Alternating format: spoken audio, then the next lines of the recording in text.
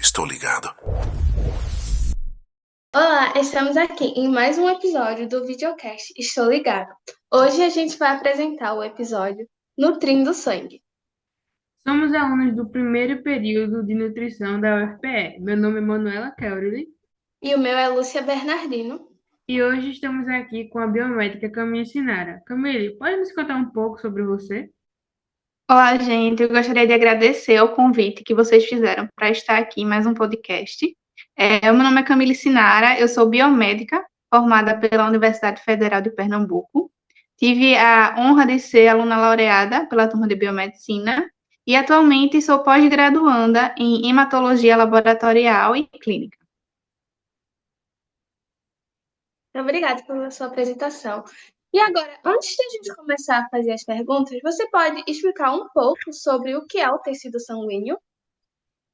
Claro, o tecido sanguíneo, ele é um tipo especial do tecido conjuntivo, certo? Ele é formado por duas partes principais, o plasma e os elementos figurados do sangue, que são as células sanguíneas, né? Então, o plasma, ele corresponde a em torno de 60 a 70% desse tecido, que é a parte líquida, e os elementos figurados correspondem às células sanguíneas, que nelas podemos incluir as hemácias, os leucócitos e as plaquetas. As plaquetas, elas são, na verdade, fragmentos dos citoplasmas de megascariócitos, que são as células. Então, o tecido sanguíneo, ele apresenta diversas funções relacionadas ao transporte, que pode ser de transporte de oxigênio, nutriente, hormônios, entre outros. Ele faz parte também da atuação na defesa do nosso mecanismo, seja a defesa contra patógenos, e também ele contribui na regulação do equilíbrio ácido básico, da temperatura corporal. Isso é só alguns dentre diversas e outras funções que esse tecido ele possui. Obrigada pela sua explicação. E agora a gente vai fazer algumas perguntas para você. Minha primeira pergunta é: o que é a anemia ferropriva e também o que é a anemia megaloblástica? Bom, primeiro a gente precisa entender sobre o conceito de anemia, tá? A anemia é caracterizada pela diminuição da hemoglobina no sangue. Quando é feito o hemograma, né, muitas pessoas não sabem, mas o hemograma, ele já é completo. As pessoas trazem muito esse termo de hemograma, eu quero fazer um hemograma completo. Mas o hemograma, ele já é completo. Ele analisa as hemácias, os leucócitos e as plaquetas. Então, no hemograma, na parte do eritrograma, que analisa as hemácias, tem os índices hematimétricos. E dentre eles está a hemoglobina. Então, quando tem uma diminuição, esse déficit de hemoglobina, vai ser caracterizada a anemia. Então, quando a pessoa está com a hemoglobina baixa, temos uma anemia.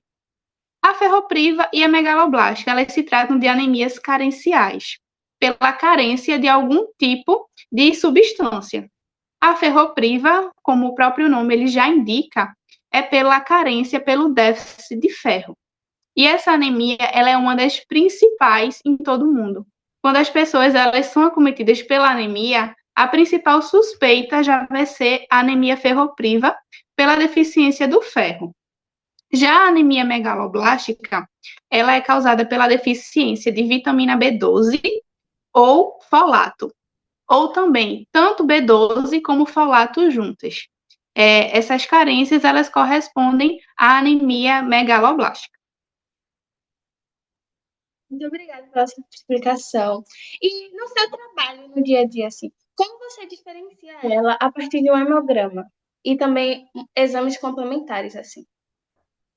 Bom, como eu falei, né, o hemograma, ele traz diversos índices. Então, além da hemoglobina, que é o principal identificador da anemia, a gente tem um índice que se chama o VCM. VCM quer dizer o volume corpuscular da hemácia, ou seja, o tamanho daquela hemácia. Então, isso vai diferenciar principalmente a anemia ferropriva da anemia megaloblástica. Na anemia ferropriva, o VCM ele vai estar diminuído. Isso quer dizer que as hemácias elas vão estar pequenas. Já na anemia megaloblástica, o VCM ele vai estar aumentado. Isso quer dizer que as hemácias elas vão estar maiores.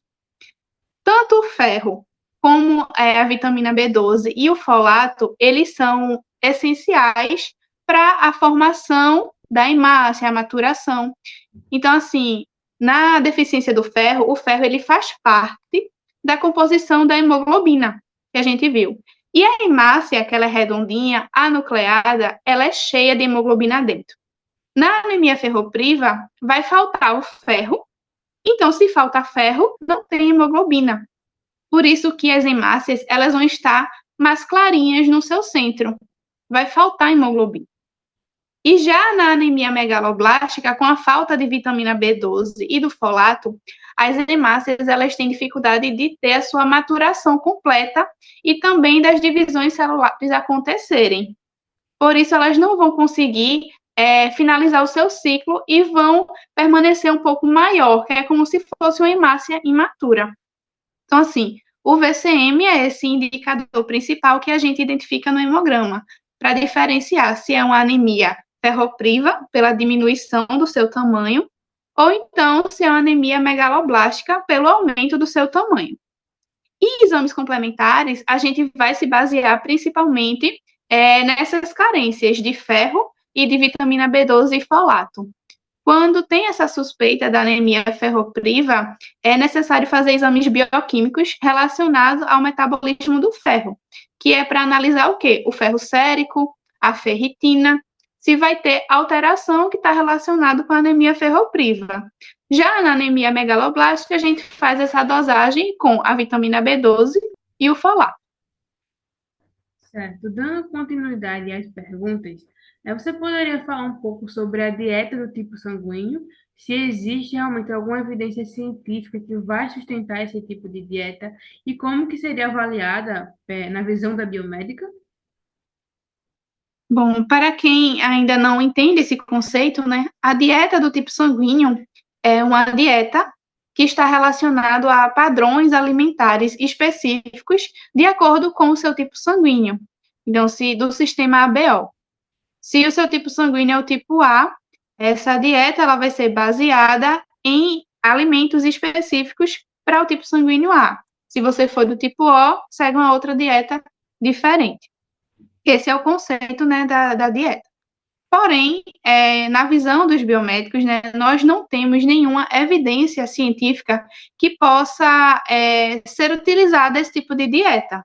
O sistema ABO, esse sistema sanguíneo, ele é muito importante quando está relacionado principalmente a bancos de sangue, transfusões sanguíneas, né, transplantes, cirurgias, mas em relação a dietas alimentares, não tem nenhum tipo de evidência científica que possa ser confirmada que essa dieta funcione e que possa ser passada por profissionais para os pacientes. Quando está principalmente relacionado, né, assim, a ciência, a evidência científica e tal, é algo que a gente se apega bastante, porque a gente está trabalhando com fatos, com evidências. Mas, nesse caso, não tem nenhum tipo de avaliação na nossa visão dos biomédicos, porque não existe essa evidência científica. O que deve ser feito pelo profissional é analisar a genética do paciente, o estilo de vida, a microbiota intestinal, mais nada ainda em relação ao tipo sanguíneo. Certo. Muito obrigada, Camille, pela sua participação e por ter disponibilizado o seu tempo aqui para nos ajudar com mais um episódio do podcast. Eu que Muito agradeço obrigada. e espero que vocês tenham um sucesso grande. Obrigada. Sua explicação foi muito boa, bem clara e objetiva. E eu espero que ajude as pessoas a entender mais sobre o sangue, o tecido sanguíneo, igual a gente entendeu.